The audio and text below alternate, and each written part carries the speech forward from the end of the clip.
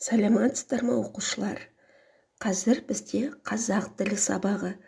Бүгін біз қазақ тілінен мазмұндама жазамыз. Мазмұндама балапан деп аталады. Кәнеки ендеше сабаққа дайынбыз ба? Алдымен сабағымыздың мақсатымен танысып өтейік. Балалар, бүгінгі сабағымыздың мақсаты өз бетімізше оқыған, тыңдаған және аудиовизуалды материалдар бойынша жоспар құрып, мазмұндама жазу.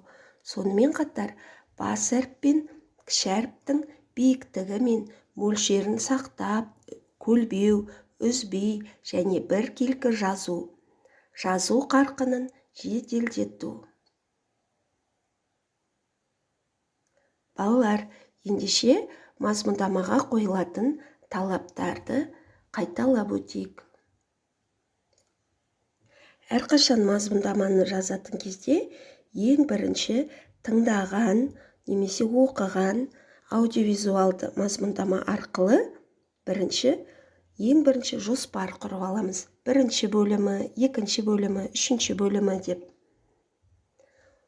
Одан соң жазған мазмұндамазда негізгі ойымыз көрсетілген болу керек. Не туралы? Жазған мәтініміз не туралы? Сол анық көрініп тұру керек.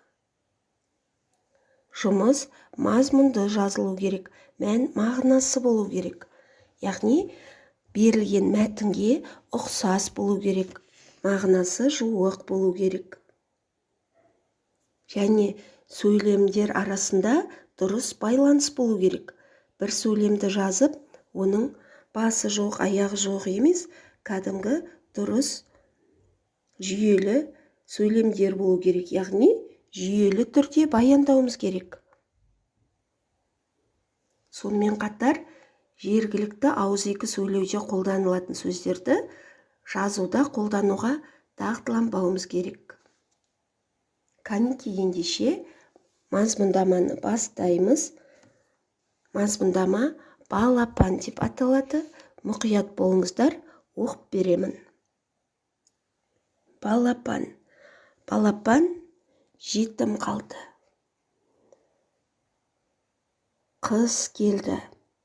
Даланы қар басты. Үскірік аяз тұрды. Балапанға қиын болды. Аштық оны ұйықтатпады. Таң біліне тамақ іздеді. Қырманды да қар басып қалыпты.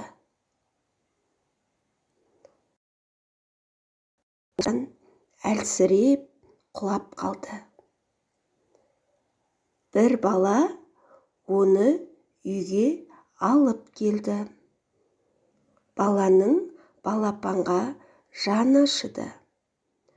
Бала балапанды пештің қуысына орналастырды. Ол бойы жылынған соң көзін ашты, қанатын қақты. Бала оның алдына жем қойды.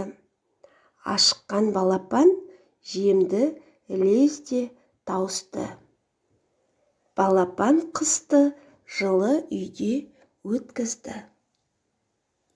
Балалар, мұқият жақсылап тыңдап алдыңыздар ма?